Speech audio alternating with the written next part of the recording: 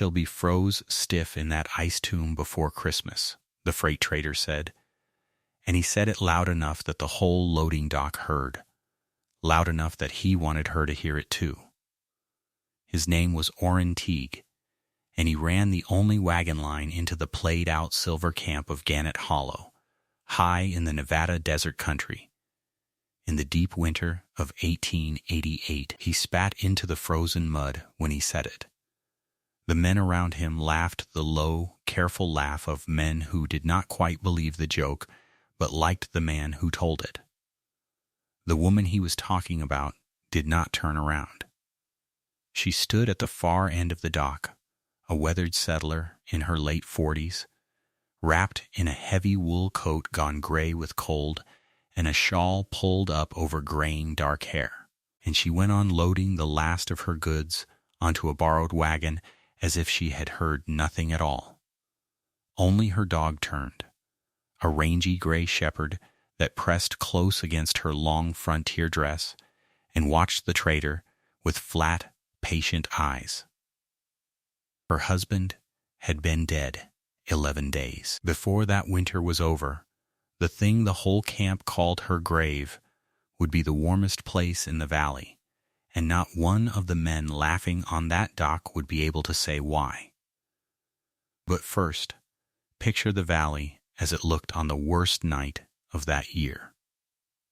Every proper frame cabin in Gannett Hollow stood dark and frost-sheeted under a driving snow, chimneys cold, doors shut against a cold that had already won. And above the dead camp, on the bench where the old charcoal works stood, one thin ribbon of smoke rose steady into the black rising from the very stone dome they had all promised would be her tomb. Hold that image. Now go back, 3 weeks earlier, to the morning she lost everything. Her name does not much matter to the men who wronged her, so the story keeps it plain and calls her only the smelterman's widow, which is what the ledger called her too. Her husband had worked the smelter and then the deep drifts of the Gannett lode for 9 years, and on a Tuesday in late November, the roof of the number 4 drift came down on him and 4 other men, and the mine whistle blew the long single note that every campwife learned to dread before she learned anything else. They brought him up wrapped in canvas. She was not allowed to see him. The company doctor said it was a kindness. She did not think it was a kindness, but she was too tired to argue, and there was no one to argue for her anyway. 3 days after they buried him in the frozen ground behind the meeting hall, the company clerk knocked on the door of the row house that had been theirs and told her the house belonged to the company, and the company needed it for a living man who could still swing a pick. He gave her until the end of the week. He was not unkind about it. He simply had a ledger, and in the ledger her husband's name had a line drawn through it, and a house without a working man in it was a house the company would not carry. So at the end of that week she had a dog, a wagon load of goods, $31, and nowhere on the earth to put any of it. She went to the county clerk in the next town over, a thin, dry man named Hollis Prine, who kept the relief rolls in a black book, and she asked to be put on the widow's relief. He looked at her over his spectacles for a long moment. "Relief is for residents of standing," he said. "You've no house, no claim, no fixed address. I can't enter a woman on the rolls who lives in a wagon." He closed the book. "Find yourself a roof and come back." She had heard of the roofs nobody wanted. Above Gannett Hollow, on a wind-scoured bench of granite, stood the old charcoal works, a row of stone beehive kilns the smelter crew had built and abandoned when the ore played out. There were 5 of them, great rounded domes of fitted gray granite, 30 feet across and 2 feet thick at the wall, each with a single low-arched doorway and a black burned-out throat where the charcoal fires had once roared for days on end. The smelter crew had baked cordwood in them, 10 days to a burn, to make the fuel that fed the furnaces below. When the silver ran thin, the furnaces went cold, and the kilns went cold with them, and for years now they had stood empty on the bench, soot-black inside, worth exactly nothing to a living soul. She drove her wagon up the switchback in a hard gray light with the dog trotting alongside, and she stood before the nearest dome, and she felt the letdown land in her chest like a stone. This was it. This was the roof she had been sent to find. A burned-out oven for wood on a bare rock shelf with the wind screaming through its open door. She laid her mittened hand flat against the inner wall of the arched doorway, meaning only to feel how thick the stone was. The stone was warm. Not warm as a stove is warm. Warm as a river stone is warm at the end of a long summer day. Warm from the inside. Warm as if it remembered something. She had lit no fire. The last fire in that kiln had died years before she was born to Gannett Hollow, and still, faint under her palm, the granite held a low patient heat she could not explain, and did not, that first evening, even try to. She did not know it yet, but she had just laid her hand on the reason she would live. She moved in the next morning. Word of it went down the switchback before her wagon tracks had frozen over. The smelterman's widow had gone to live in the charcoal ovens. It was the kind of news a dying camp loves, and by that first evening Orrin Teague had given the place its name. He called it her ice tomb, and the name stuck as cruel names stick, passing hand to hand down the row houses until children were using it who did not know what it meant. 4 men in particular took it up, and each of them, in his own way, came up the bench to tell her she was a fool. Orrin Teague, the freight trader, came first, because he wanted the kiln site cleared. He had notions of running a wagon turnaround on that flat bench, and he did not want a squatting widow blocking it. He leaned on his whip and looked at the dome and shook his head. "Round walls," he said. "No square corners, no proper roof, no loft. First hard blow off the pass, and that arch'll funnel the wind straight through and freeze you in your sleep. You'd do better under the wagon." She was setting a flat stone into the base of the doorway when he said it. She did not stop working. "A square wall gives the wind a shoulder to lean on," she said. "A dome gives it nothing to catch. It slides off and keeps going." She set the stone. "Your proper corners are what the wind loves best."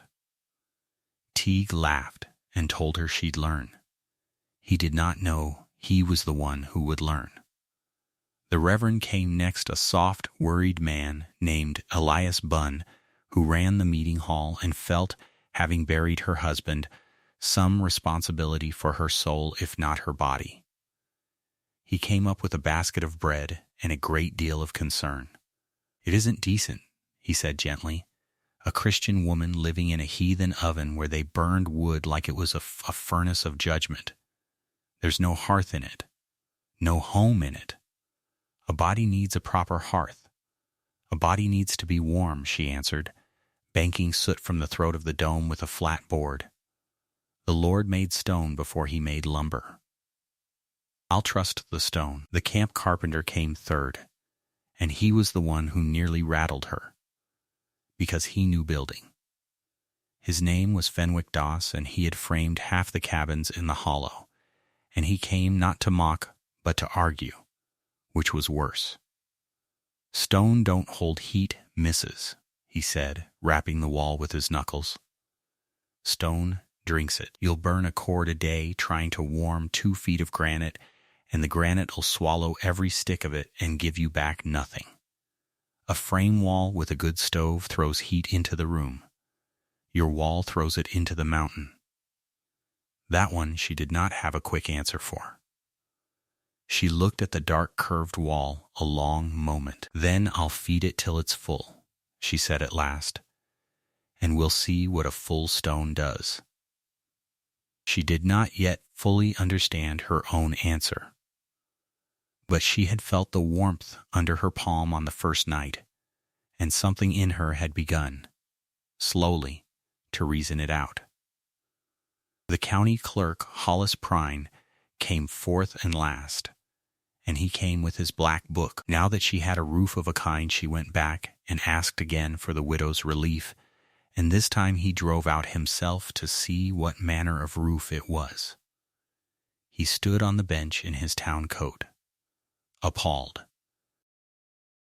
"This is not a dwelling," he said. "This is a ruin. I cannot enter a burned-out kiln as a residence of standing." Relief denied. He wrote it in the book, a single dry line, and drew a rule under it. "Come back when you've a proper cabin like a proper widow, and I'll reconsider." She watched him write it. She said nothing. But her jaw set in a way the dog knew, and she carried that ruled line back up the switchback like a coal in her pocket. Those were the four: the freight trader, the reverend, the carpenter, and the clerk. Each of them attacked one thing. Each of them, before the winter was out, would be answered not by her tongue, but by the stone. Now here is what she actually did through those short gray days of early December, while every man in Gannett Hollow stacked cordwood against his frame wall and pitied her. She banked the arched doorway down to a low crawl-through, fitting flat stones and packed sod into the great open mouth until only a shoulder-wide gap remained, small enough to seal with a hung wool blanket and a fitted board. A small door loses little heat. A great one bleeds it into the night. She cut a smoke vent high in the crown of the dome where the old draft hole had been, and she made for it a wooden bung wrapped in wet rawhide that swelled tight when it dried, that she could open a finger's width to draw smoke or seat closed to hold heat. She learned to read the plug by the flame of her lantern, hold the flame beneath it, and watch how the light leaned. If the flame stood straight and still, the dome was sealed and the air was going stale, and she cracked the plug. If the flame guttered and streamed toward the vent, the draft was too strong and pulling her heat out with the smoke, and she seated it tighter. She tuned that plug a dozen times a day by the lean of the lantern flame until she could set the draft by feel. She built no roaring stove. She built a small, tidy fire ring of flat stones in the center of the granite floor, directly over the old burn scar, and she fed it modestly an armload of split pion in the morning, an armload at dusk, no more. She had watched the wall drink the first fires just as the carpenter promised it would, giving nothing back, and she had nearly despaired, but she kept feeding it, day on day, and on the fourth day the wall stopped drinking. On the fourth day the granite gave the heat back. She woke that morning before her fire had caught, and found the whole inside of the dome warm, not from any flame, for the flame was ash, but from the stone itself, radiating a low, even warmth from every direction at once, floor and wall and curved ceiling all breathing it back at her like the flank of a great sleeping animal. She sat up in her blankets on the raised platform she had built off the cold floor, and she put her bare hand to the wall, and she understood. The smelter men had not built an oven. They had built a battery. 2 feet of fitted granite, baked at charcoal heat 10 days to a burn, was never meant to warm a room as a stove warms a room, in a rush and then gone. It was meant to store heat deep in its own mass and hold it. A small daily fire did not have to fight the whole freezing night at once. It only had to keep the stone charged. And a charged stone, thick as a man, is tall and rounded, so the wind could find no corner to strip, would give that stored warmth back slow and steady for days long after any fire had died, long after any frame cabin stove had burned its last stick and gone cold. The carpenter had been right that stone drinks heat. He had only been wrong about what happened after it was full. She did not tell anyone. Who would she tell? The reverend would call it heathen. The clerk would not enter it in his book. Teague would only want the bench cleared the faster. So she kept the knowing to herself, and she kept the stone charged, and she kept warm on an armload of wood a day while the camp below her burned 3 and pitied her for 1. There was one person she told, in the end, though she did not exactly mean to. A boy from the camp took to coming up the bench a young man really, 18 or 19. A slow, quiet fellow named Tobias, whose father had died in the same cave in that took her husband. He had no work and less welcome down in the hollow, and he drifted up to the charcoal works as lonely people drift toward the only door that has not been shut in their face. The dog liked him, which decided the matter. She let him sit by the fire ring. Tobias noticed things. He noticed the dome was warm at dawn when no fire burned. He noticed she cracked the vent plug of a morning and it made no cold. And one evening he asked her plainly why the ice tomb wasn't cold. So she showed him. She had him lay his hand on the wall at dawn and again at midnight and feel that it held near the same warmth both times. And she gave him a job, because a boy with a job is a boy who stays warm and stays out of trouble. Keep the numbers, she told him. She gave him a stub of charcoal from the old burn and a broad crate board sanded flat. Every morning and every night, what it feels like outside, best you can judge freezing, hard freezing, bitter, and what it feels like in here. Mark the date. Just the truth, plain, in your own hand. Someday somebody may want to know the truth of this place, and a thing written down is worth more than a thing remembered. Tobias took to it the way a boy takes to being trusted. He logged the days down the crate board, in his careful charcoal hand the date, the cold outside, the warmth within a running ledger of a thing nobody in the camp believed. He would not know, for weeks yet, that he was writing the evidence that would clear her name. The setback came at about the middle of December, and it nearly killed her. She had seated the vent plug tight against a hard, cold snap, tighter than usual, and gone to sleep by a low fire trusting the stone. Sometime in the black middle of the night, the wet rawhide on the plug had frozen, where a leak of snowmelt found it, frozen and swelled and locked the bung solid in its hole so that not a breath of draft could pass. The small fire, starved of its thin thread of air, did not go out. It smoldered, and smoldering, it filled the sealed dome with a low crawling smoke that had nowhere on earth to go.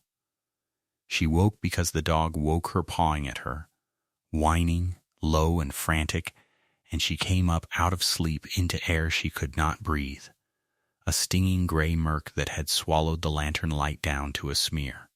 Her head rang, her chest heaved and got nothing. For one long, terrible moment she understood, with a clarity that frightened her more than the smoke, that Orrin Teague was about to be right. She did not panic. There was no room in her lungs for panic. She got low, where the air near the cold floor was thinnest of smoke, and she crawled to the bank door and tore the blanket and the fitted board out of the crawl through. And the killing air went out, and the clean, cold air came roaring in, and she lay in the doorway with her face in the snow and breathed until the ringing stopped and the dog stopped shaking against her side. When she could stand, she did not curse the kiln. She read it. She took the lantern, and she held its flame beneath the vent and watched it stand dead straight and still. And she saw plain what had happened. The plug had frozen shut. The draft had died. A dome that holds heat so well will hold smoke just as well, and she had sealed her own chimney against herself. The stone had done exactly what she asked of it. She had simply asked the wrong thing. She fixed it before she slept again. She fitted a second, smaller vent low on the leeward wall so the dome could never again be wholly sealed, and she cut a channel in the rawhide of the crown plug so a leak of melt could drain instead of freeze, and she made herself a rule she never after broke. The fire and the draught rise and fall together, and you never seal the one without the other. Tobias found her the next morning gray-faced and soot-streaked, mending the low vent, and he asked if the ice tomb had near got her after all. She wiped the soot from her wind-chapped cheek with the back of her hand and looked at the small new vent and the old high one, and something almost like a smile crossed her tired face.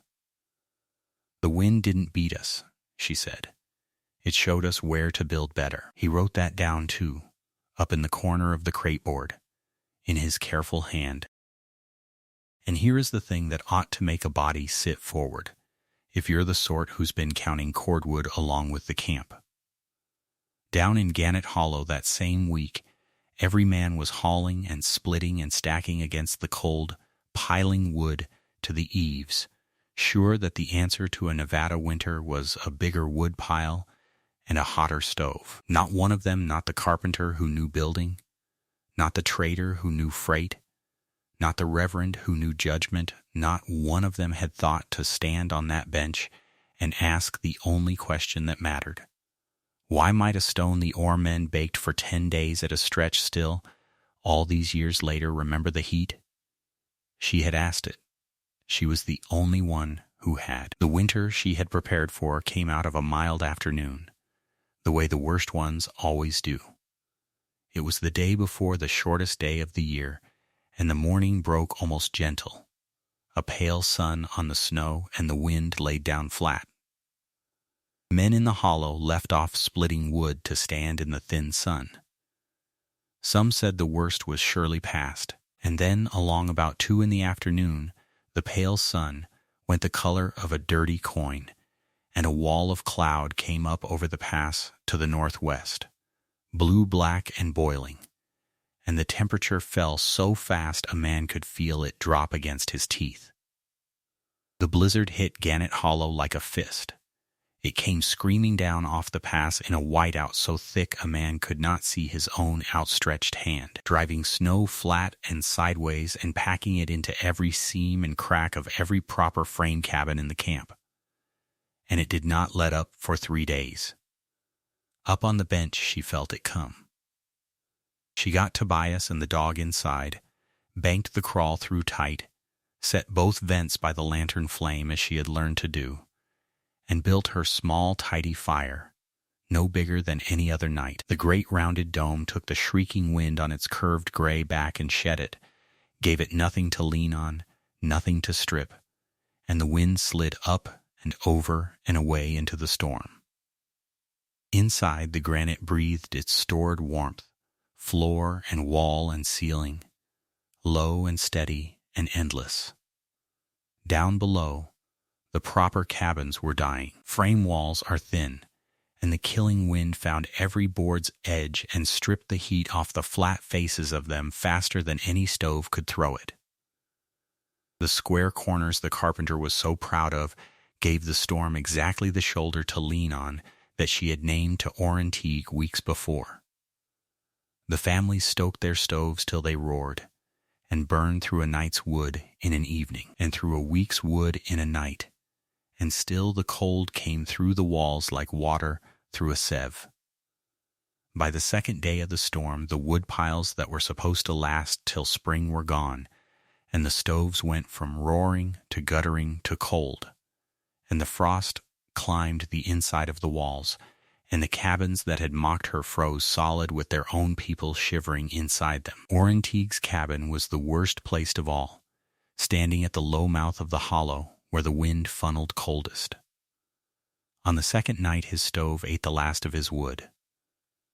On the third morning his wife wrapped their 2 grown daughters in every blanket the house owned, and they sat together in a cold that was starting to feel terribly, almost comfortable, which is the cold that kills. Up on the bench, the widow could not see the camp through the whiteout, but she knew that low mouth of the hollow, and she knew what 3 days of this wind would have done to it, and she knew whose cabin sat lowest and coldest of all. She could have banked her door and kept her warmth, and let the man who named her tomb learn the price of his own laughing. No one would ever have blamed her. No one would ever even have known. She put on her dead husband's coat. It was a miner's coat, heavy canvas lined with wool, mended a dozen times at the elbows and the cuffs in her own stitches, the last thing of his she owned, and the one thing. Through 11 days of grief and $31 and a clerk's black book, she had refused to sell. It had hung warm and dry on its peg in the dome all through the storm, as everything in that dome stayed warm and dry. She put it on over her own wool coat and shawl, and she pulled the graying dark hair back under the head shawl, and she took a coil of rope, and she looked at Tobias.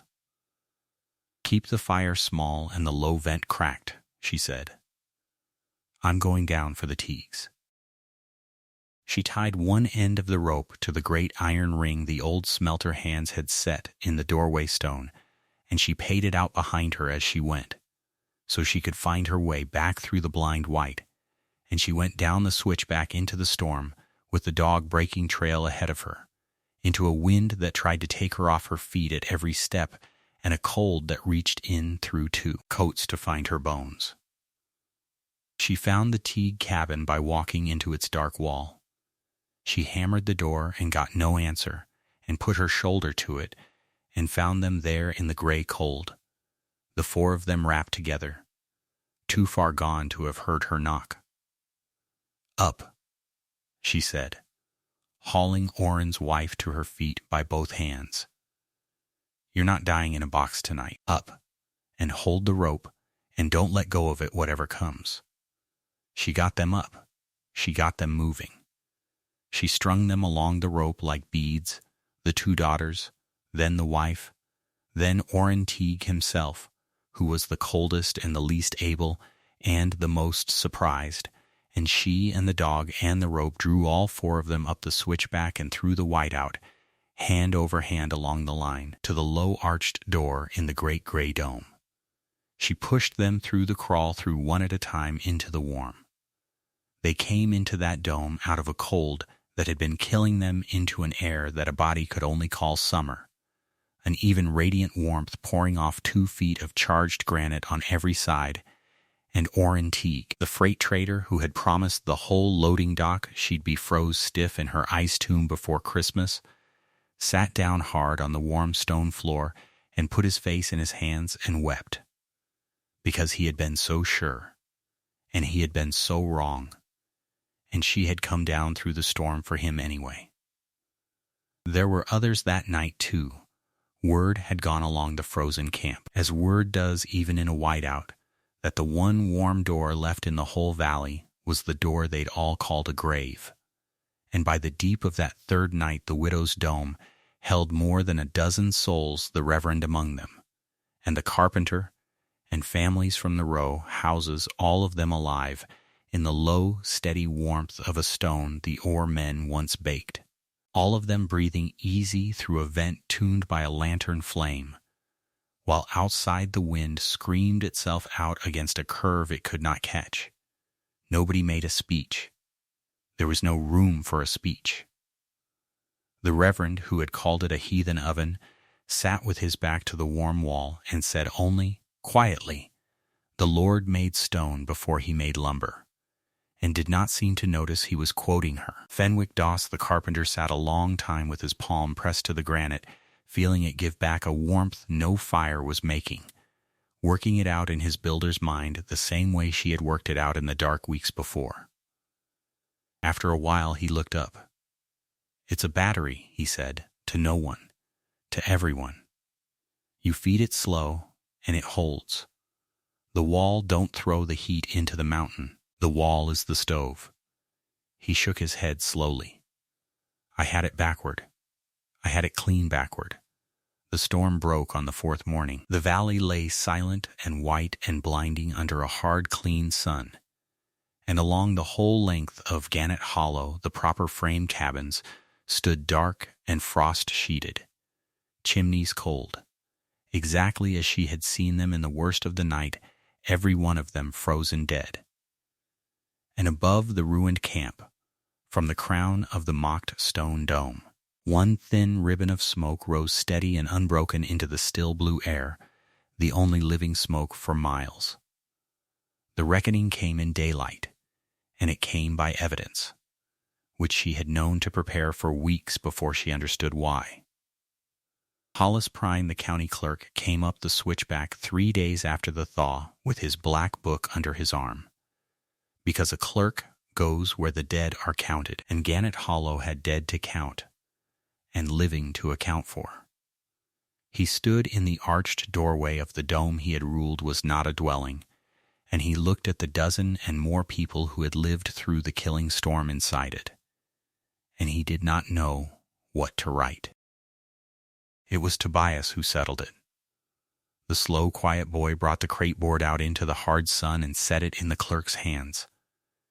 "It's all wrote down, sir," he said.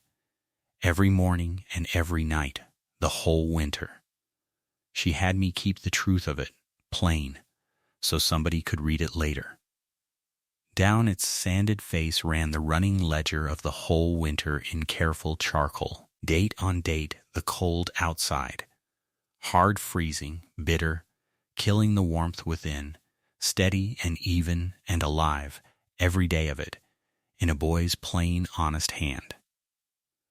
And up in the corner, the line he'd written weeks before, "The wind didn't beat us.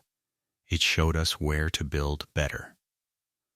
Orrin Teague stood at the clerk's shoulder and read the numbers down the board. The man who had named the ice tomb, reading the plain record of how the ice tomb had kept him and his whole family breathing.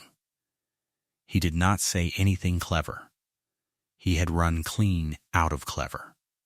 He only said, low, so that mostly she was meant to hear it, "I told the whole dock you'd be froze stiff before Christmas. You came down through that storm and pulled my girls off the floor. I was wrong about the stone, and I was wrong about the woman, and I'll say so to any man who asks. And the loading dock was not there to laugh, and it would not have laughed if it had been." The clerk read the board a long time. Then he opened his black book to the dry ruled line where he had written that a burned-out kiln was not a residence of standing, and relief was denied. And he took his pen, and in front of the whole gathered camp he drew a line through his own denial, crossed out his own hand, and under it he entered her, plain and proper, a widow of standing, resident of the charcoal works on the bench above Gannett Hollow, and he did it in a silence in which the only sound was the pen. That was the vindication, and it was enough, and she asked for nothing past it. By spring the camp had done a quiet thing that told the whole truth better than any speech could have. Down in the hollow, the men who had frozen in their proper cabins climbed the bench with tools, and one by one they opened the other 4 dead kilns, the sister domes, that had stood soot-black and worthless as long as anyone remembered, and they banked the doorways and cut the vents and set the small stone fire rings exactly her way, and moved their families up onto the granite bench. By the second winter, the old kiln bench was the warmest little settlement in that whole reach of the desert. A row of glowing stone domes on a wind-scoured shelf, and the frame cabins below stood empty and slowly fell down, and nobody mourned them. They tried to give her the credit, of course. The Reverend wanted to name the bench for her from the meeting hall steps. Fenwick Doss wanted to tell every freighter and prospector who passed through exactly whose thinking had saved the camp. She would not have it. When they pressed her, she only shook her head and said the oarmen had built the stone. She had only had the sense to feed it and the need to move in. "I didn't make the warm," she told the Reverend, standing in her dead husband's mended coat by the great iron ring in her doorway, the gray shepherd leaning against her leg. "I just stopped calling it a grave." She kept the coat all her days, warm and dry on its peg in the dome, mended in her own stitches, and she kept the crate board too, and Tobias, who was no longer lonely and no longer idle, learned building from Fenwick Doss, and made a life on that bench. And when strangers came through in later years and heard the story and asked to see the famous ice tomb, the old settlers of the charcoal works would take them up to the widow's dome and put their hand flat against the warm curved granite and let them feel for themselves what the oarmen had left in the stone. And then, every time, one of the old-timers would say the thing that had become the truest thing anyone in Gannett Hollow ever said about that winter, that the place they had all sworn would be a widow's grave turned out, in the end, to be the warmest place any of them ever slept.